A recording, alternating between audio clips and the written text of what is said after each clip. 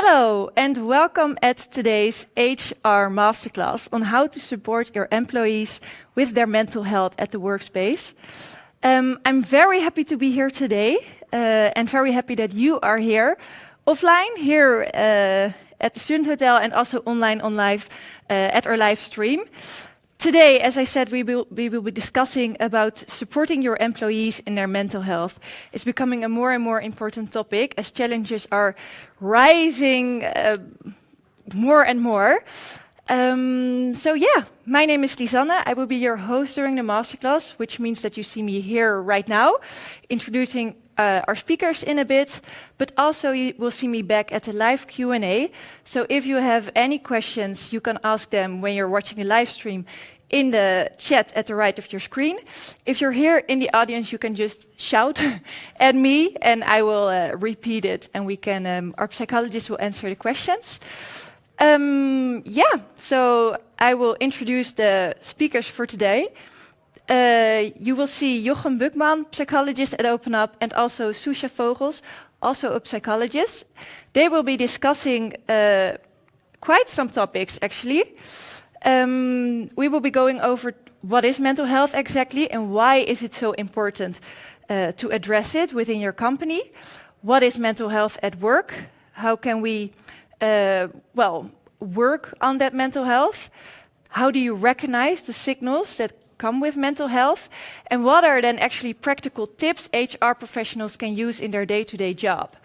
So I will give the word to my colleague and psychologist Susha Vogels.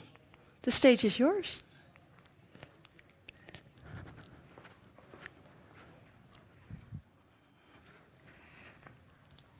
Hello, everybody, and thank you, Lisanne, for the nice introduction. I'm Susha Vogels, a psychologist at Open Up, and today Jochem and I are going to talk you through this masterclass.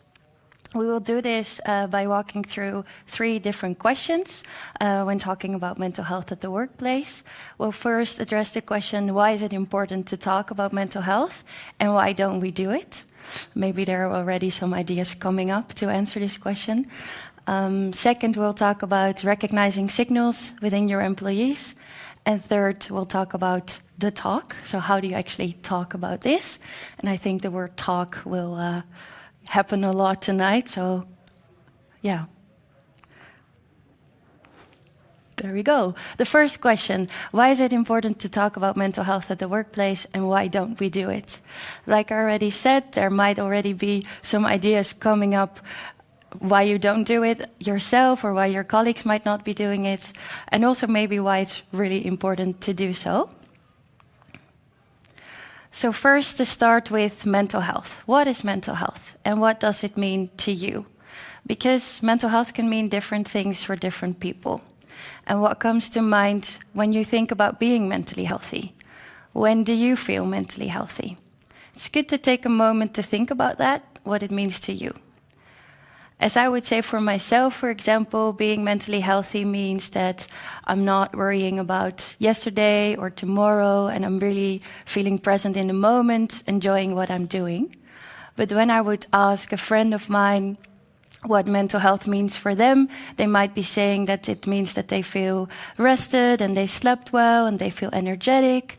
And also when I ask some clients of mine, they will maybe say even something different, that it means that they enjoy playing with their kids or that they feel being productive and that they did everything they wanted to do that day.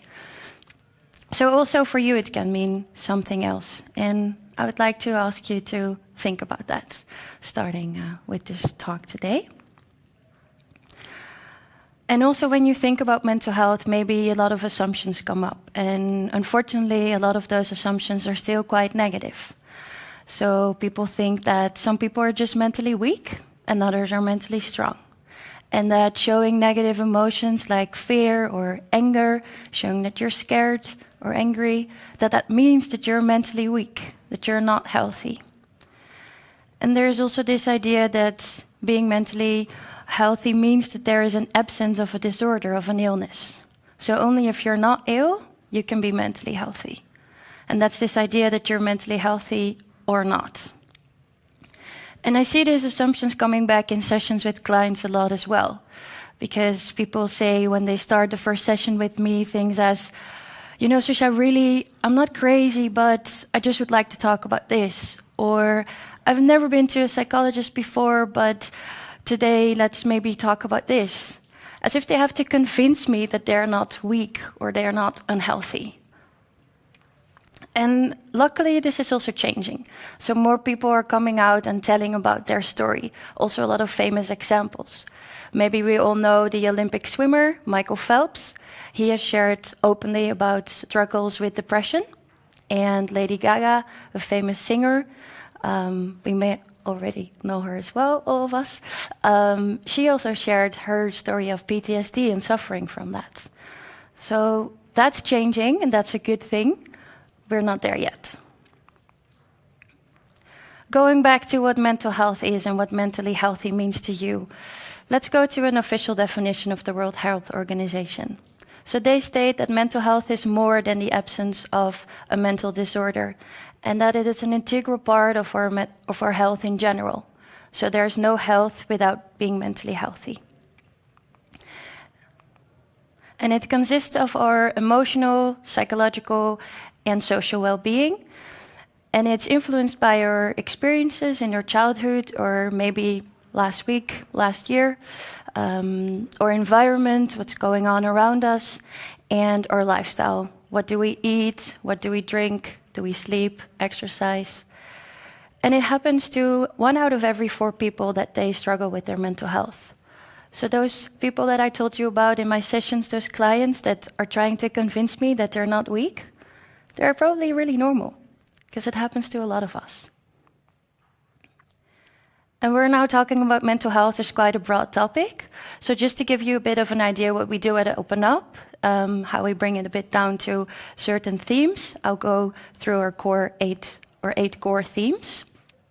So we'll talk about mindfulness, being present in the moment, sleep habits, but also sleeping well, relationships at work or in your private life, lifestyle, self-confidence, stress and anxiety, which can be caused by many things, finding purpose. And for this, you can think of questions as, where do I want to be in life, or where do I want to go?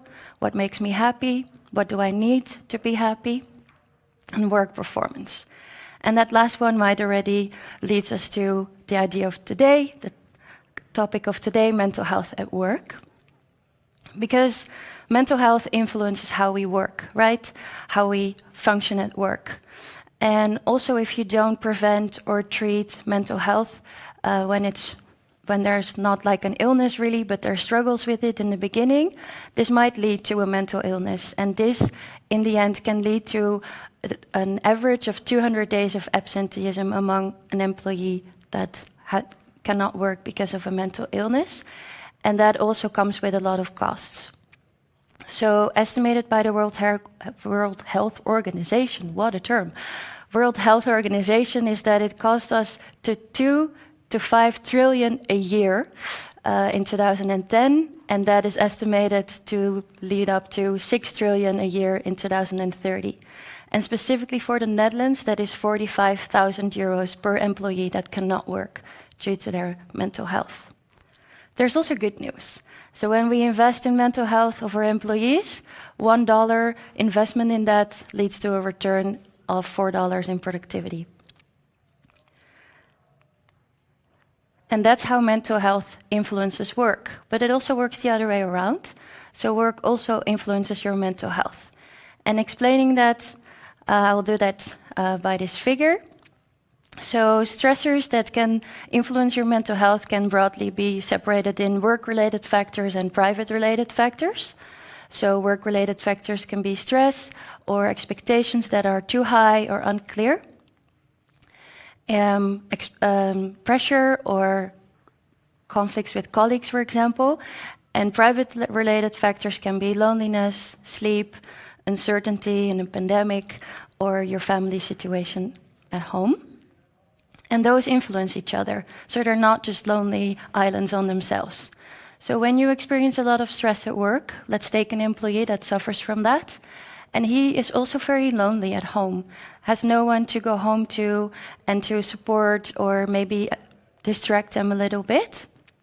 And then that work stress that this employee is feeling is not relieved at home and might even grow bigger, because when they get home, they feel that emptiness of being lonely and the absence of people around them.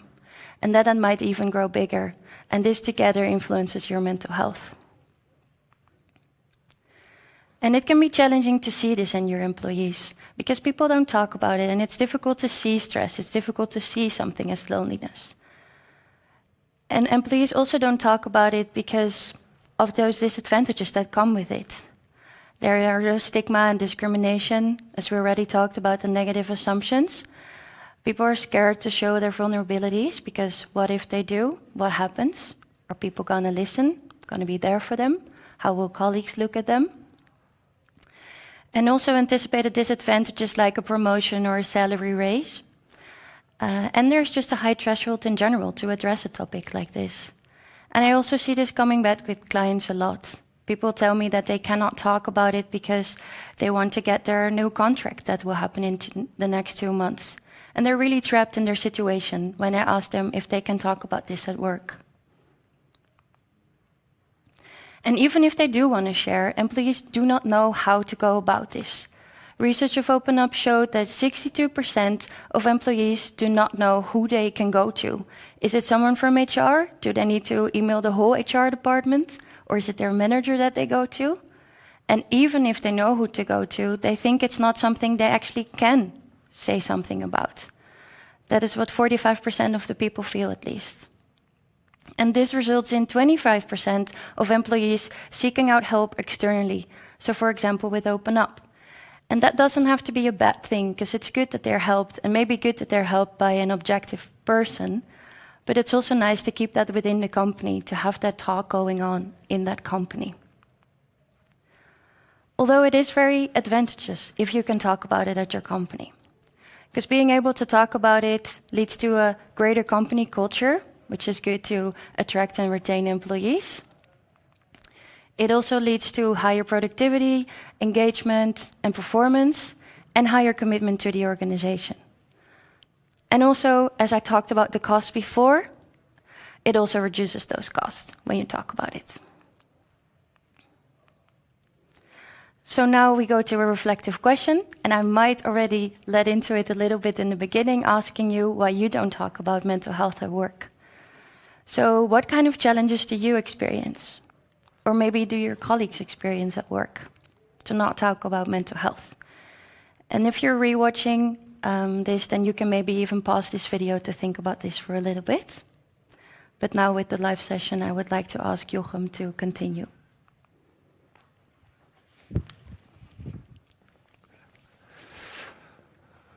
So, all right. So how do you actually recognize that an employee is struggling with mental health? And thanks for that kickoff, Susha. I think we're well on our way here.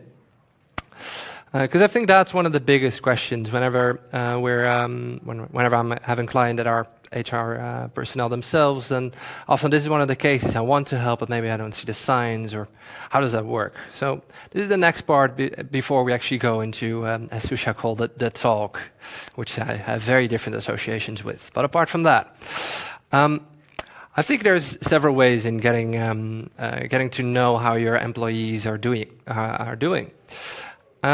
And I think the first one is maybe a bit obvious, but it is stating and showing how that mental health is actually an important aspect of the company. So there's the famous example that Susha mentioned, but we're also seeing more and more that, for instance, CEOs of companies are very open about going to a therapist themselves or the struggles that they are experiencing. And we're seeing that as leadership and organization is showing their own vulnerability, that this actually helps. Another one is to have actual mental health ambassadors in companies. And this can take wildly different shapes, right? This could just be talking to team leads and asking them to open up, or to have that as a separate role inside your organization. But we're finding that people that having that as an actual role description, in their role description, making that threshold lower for people to actually start talking, and thereby enabling you also as an HR person to get more of a feel of how people are actually talking about mental health in your company. It's a bit of a delay here. All right, so and I think another very basic one is to be able to include this as a topic in whatever events you're having. So in the last couple of weeks, for instance, we've been invited as Open Up to also talk on these events, and we're seeing that as we're addressing these topics, it's all these little steps you can do to lower that threshold. And I think that looking at my own sort of experiences with HR, everybody's favorite thing is to check in when using surveys, see if you can collect that data, see if you can actually check in more often. And there's different varieties there. There's companies that can help you out with that, but there's also just being able to do pulse checks, not just asking once a year, sort of how satisfied are you with your job, but just more often, and see if you can vary in the type of questions that we're asking there. And lastly, ask. I think the most low threshold tip that we can do there. Start that conversation yourself. Ask how somebody is doing, and maybe not stop at "I'm doing fine." Then ask one of my own personal favorite. Sometimes a bit annoying if you're asking my friends, but so why is it doing? Are you doing fine or are you doing good? Because it could be a place where either people start explaining why life is good, which is always a fun conversation, or people start being a bit more honest, which could lead you to help them even further. Then a lot of people are coming to us when I'm looking at the clients that I'm having is how to actually introduce that sort of topic. And how do you actually start talking about mental health? Again, due to the stigma that Susha also talked about, people may find that threshold to be very big. I think there, again, to be able to be a role model yourself as an HR manager, or also to include this in your leadership, to show what way you are dealing with that. Like for instance, when I'm looking back at my first days at Open Up, I found it to be very inspiring that my team lead at the time, she was very pregnant, said it's a Tuesday, but I feel like it's Friday afternoon already. I'm going to take tomorrow off just to take care of myself and my baby for a day. At which point to me it became immediately clear that a company such as the one that I'm working for right now is taking this seriously, that if leadership is showing this is the way we're dealing with that and that is okay, and so can you if you need to, that is such a major thing to show that. People tend to look at what people are doing, not what they're saying there. On a more practical point of view, if you feel less comfortable when asking emotional related questions, you can use the traffic light. So this is also something that we can be using in teams as well. So instead of asking how are you doing today or how are you feeling, you could also say, all right, so if red is complete, all stress signals are very much on, and green is everything is sailing smoothly, and orange is of course somewhere in between, where are you at today? Because this gives you a lot more information and gives you somebody the opportunity to think about that for a minute. Maybe and if you're noticing that people are experiencing a lot of red days or a lot of orange days, maybe it's time to actually have a bit more of a talk there. In a similar note, to ask for that internal weather report instead of again asking how are you today. You can also ask if your day was like the weather, what kind of weather would we be seeing, and then people would feel more comfortable in saying it's a very stormy day right now, and you would know, oh well, maybe something's going on, or clear skies. It's again that. And I think the most obvious one here, again, ask open-minded question. You doing good today is, of course, something that people can only respond to with yes or no. I think from a more sort of distant point of view, because this is all already assuming that you're a bit sort of close to the person experiencing some mental health issues, is to look for signals. A quite unfortunate side effect of cortisol, for instance, like the stuff that floods your system as we're becoming more stressed. The side effect of that it tends to be numbing, which means that people are less sort of inclined to feel the signals of upcoming, well, in a severe case, burnout, but also just the negative effects of stress, because they are actually they don't have the connection with the signals they are experiencing. Which could also mean that they don't report themselves that they're not doing well, and then it could be sometimes up to their colleagues or maybe you as an HR professional as well to say something about that. And common signals to look for is that stuff like long-term exhaustion, right? Physical complaints, and this could be anything. Especially when the person said, "Yeah, but especially if they have a story for everything, it could be one of those things to start asking a bit more question. There's a lot of short-term sick leave, and they probably have just not just feeling a little under the weather, but you could see that if it's a couple of times a month, maybe again signal to start talking. Similar to people, and this is how people often come into my online sessions, is that they're saying, I just can't concentrate, I don't feel motivated, I'm a bit forgetful, and this is often one of these points where we're saying, all right, let's maybe dig a little further here, because usually there's a lot more stuff going on than just the concentration issues. Stuff like not being fully present at meetings, or turning off the camera when you're working online, working many overhours continuously, and maybe this is a story that you all know. No, it's just one more busy week. And when people are saying that for months on end, it's probably a structural issue that you could address there. And then this is where it becomes a bit more tricky, of course, because humans are strange. This is probably why I became a psychologist as well.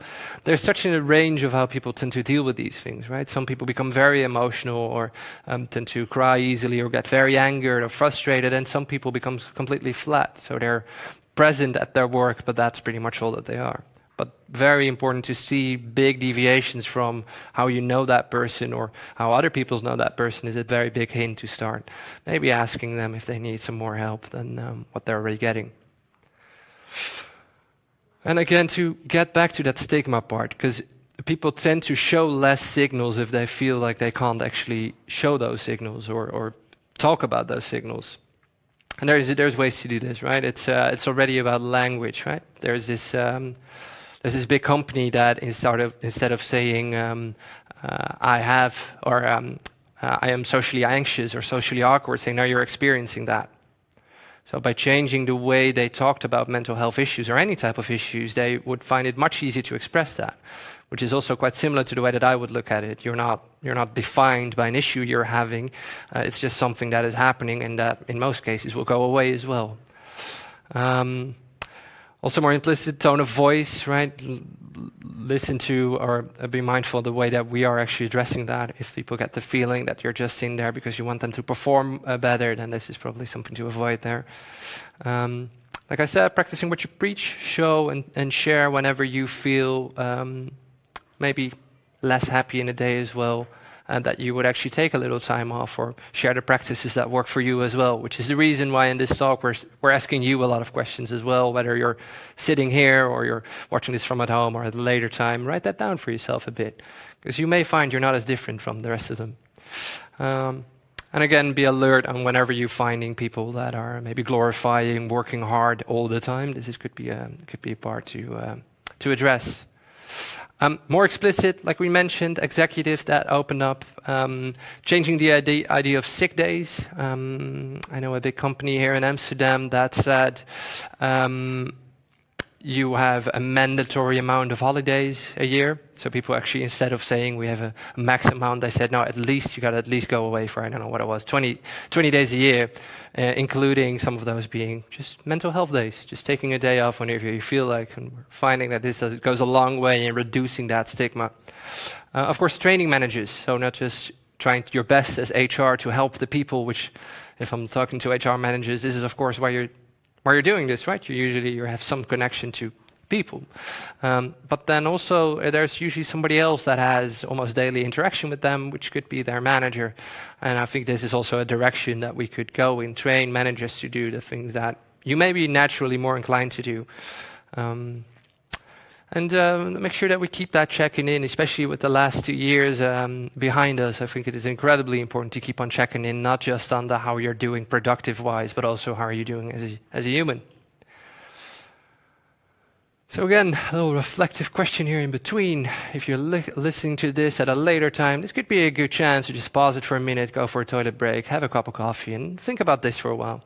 What are you doing to take care of your mental health, and what that other employees can actually see? So we're looking at behaviors that may enable others to open up as well.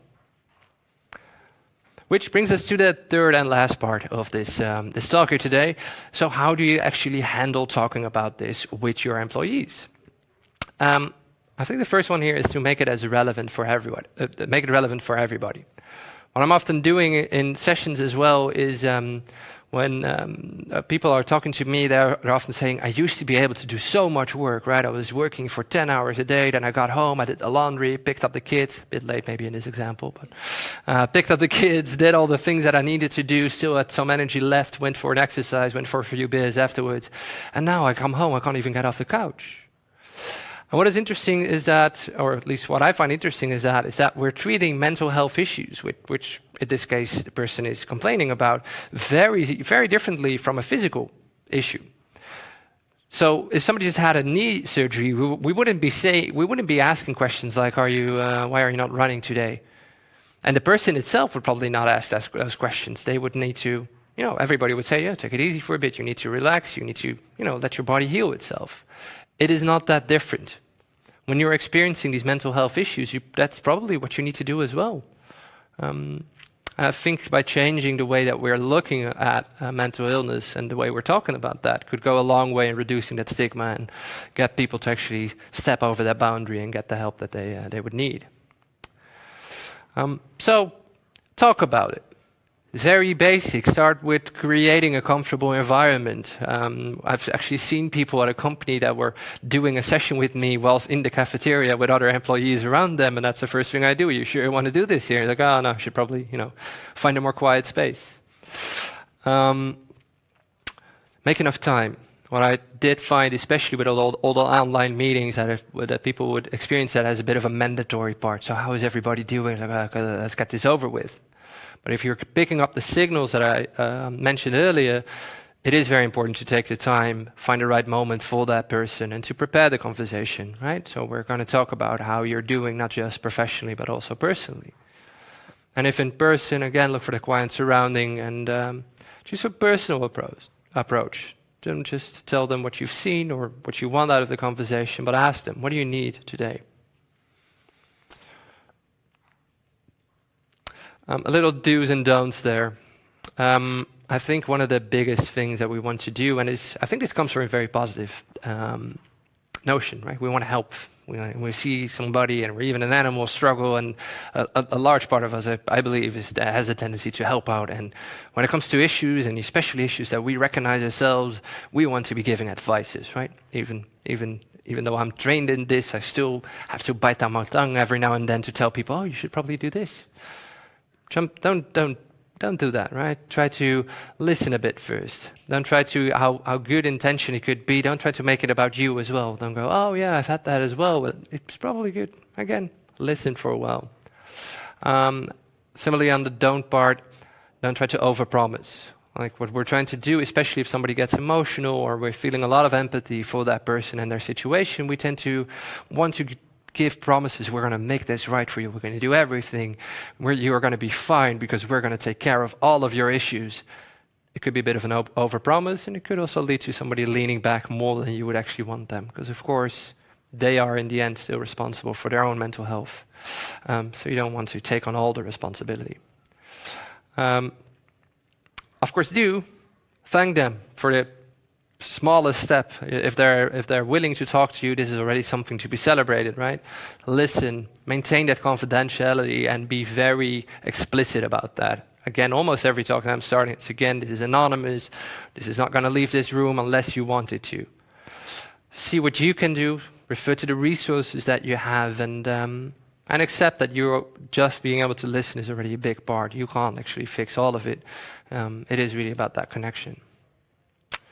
And that's what we're seeing also, again, in a little open up research there, the companies that are having interactive conversations, but not just telling people what to do, but people being able to reflect back on certain processes, is that we're seeing that 48% of these employees find transparency in what in the broadest sense is a very important topic. We're seeing that if management is transparent, for instance, in the way that they're dealing with mental health, that 94% are experiencing or self-reporting more happiness, and more than half of the people tend to be more engaged when management shows transparency there. I think that all sort of comes down to making the employee feel heard. As Covey put it, first understand than be understood. And maybe this is a tendency that you would recognize yourself as well. At least I still have that at times. And no matter how hard I try, somebody's telling you a story and you're just thinking about, oh, I remember about that one time when I was on a holiday. This is probably a really good story to tell. And then see if as you're becoming aware of that thought, try to just let that float for a bit and bring your attention back to that conversation, to really listen, to understand the other person, not to reply, but just to see, what are you telling me? I think what always helps for me is to become a bit of a detective, in that sense that I'm looking for the part, of course, where the issue is, but also where my curiosity is. So what is it in this story that I find interesting as well? And if I haven't found it, I'll keep on asking until I have.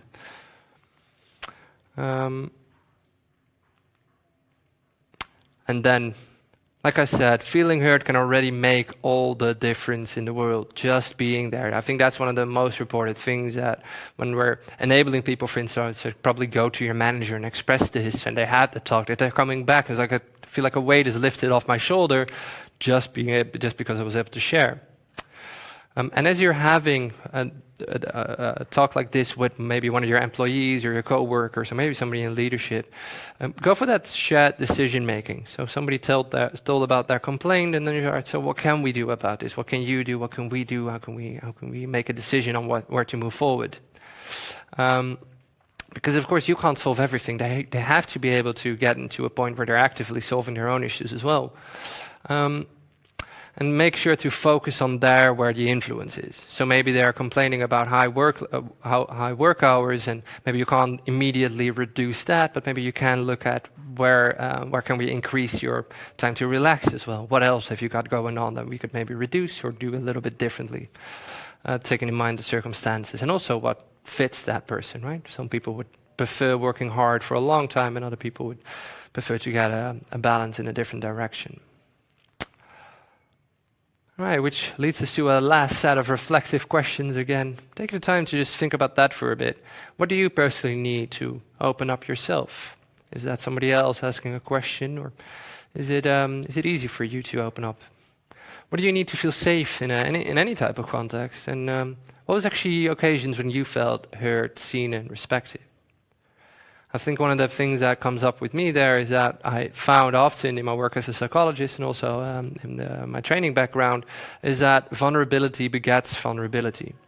So being able to sometimes, because we want to be able to let somebody else open up, but sometimes it can actually help to be a bit vulnerable yourself so somebody else does it back to you as well. So to me, some key takeaways we wanted to leave you with before we actually go into the Q&A.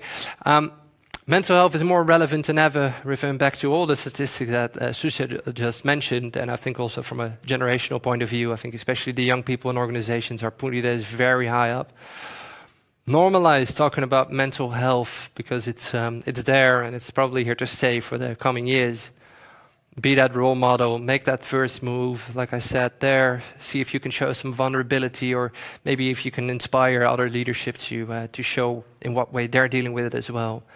I think the thing we want to leave you with is sometimes you only have to listen. You don't have to solve all of their issues. Listening, being present could be enough. Of course, lastly, we'd open up. We're here for you as well. If you're an HR manager, you're struggling with this, we're always very open to talk about that too. So thank you very much for this part and the attention. We're going forward to the Q&A part. Thank you very much.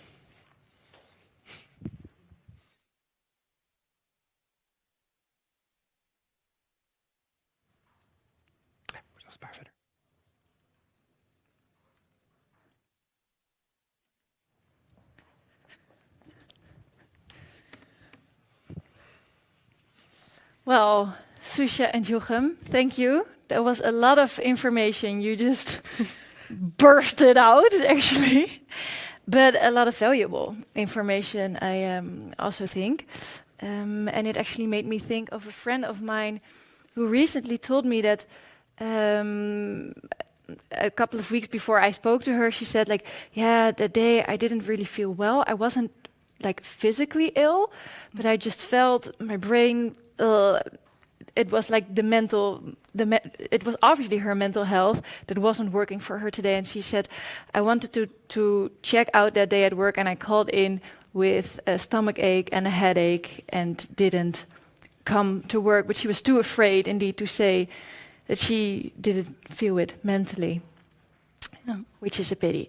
Oh well, which makes it clear why it's so important to make that open space. And for the live Q&A, I'm actually curious, are there any questions right now from you in the audience? If there are, like, just drop your hand and you can ask them. And to begin with, I have actually some questions that we get a lot from HR managers when we're speaking with them in calls that we have with them. And one of them is, what does a consultation with one of you actually look like? Like when someone comes to you with a challenge or a question, what happens? So what happens? We listen. Yeah. So we see each other and we ask them what they would like to talk about, and we give them the space to introduce themselves and to introduce what they would like to talk about. And then we listen and see what we can help with and where there is the point of improvement. Yeah, and I think that's basically it.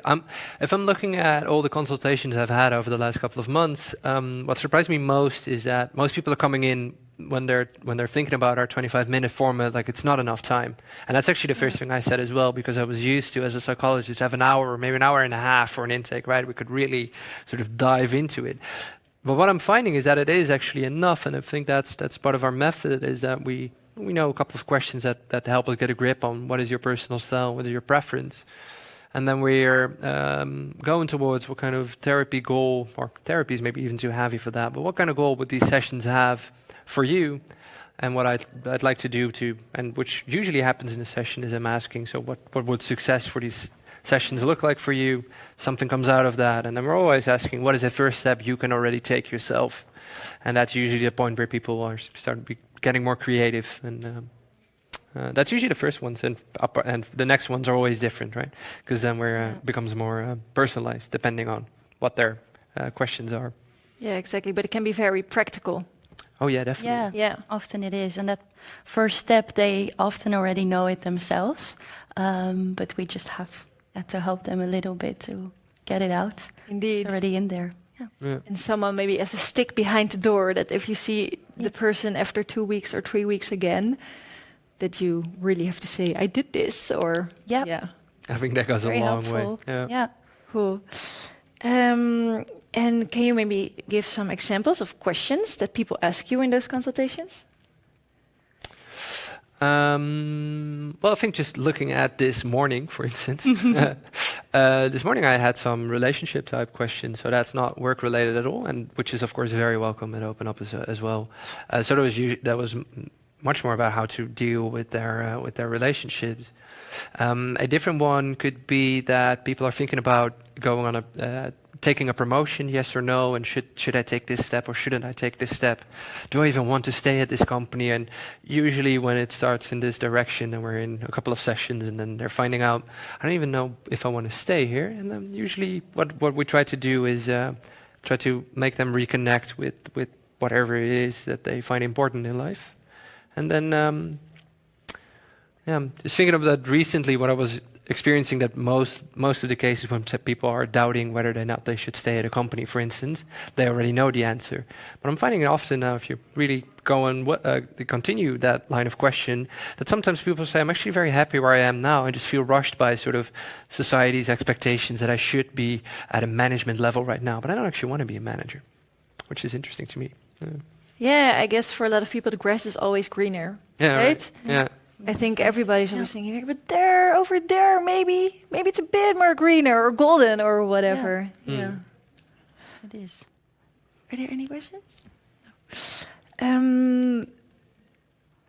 Also, actually, a very good one. Like, what if someone's challenge is actually too heavy for open up? Yeah, that's a good question. If we see that the 25-minute concept or the online concept is not suitable for someone and they really need more help, and we're not able to deliver preventive care anymore, then we seek out, like, what do you need? And often the first step is to go to the GP. Sometimes there's another step that we can take, but we always look together at what is your question for help and where can we find it. And as we all are psychologists, we know a bit of the field and where the best care for which topic is. Yeah, so you can help them further in their journey. Yeah, we always do. Yeah, and then sometimes we even have a few more sessions to see, hey, is it working? How was your conversation with the GP? Did you get a referral? Or if they already have a referral, how is the intake? And do you feel like you're in the right space right now? And then, yeah, if they are, then we can stop. Or yeah, cool. And here a more practical question: how can you? Because you indeed, like just told, be an example as an HR leader, but also as a team lead or a manager. How can you motivate your managers to open up themselves?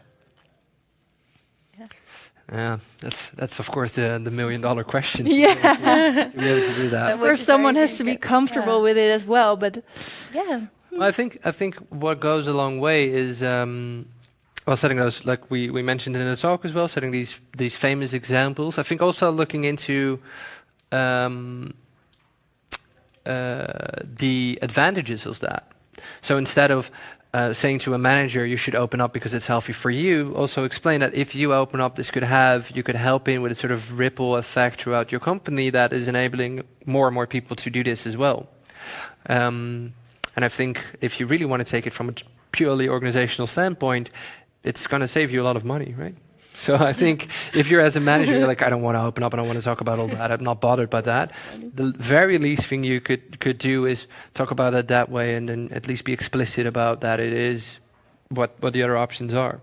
yeah, it also makes me think of some videos we sometimes make for other companies where sometimes a CEO or the head of HR of somebody in even a higher position opens up in a video, and then I can imagine that people will follow also the managers more easily if their manager also even they have an example. Exactly. Everyone has an example. Exactly. Yeah, and you can also start small because that is maybe a very big thing, right? To open up about your deep vulnerabilities, but you can just say, hey, let's in a team meeting all share something positive that happened last week or yesterday, and maybe also something negative if that's then the second step.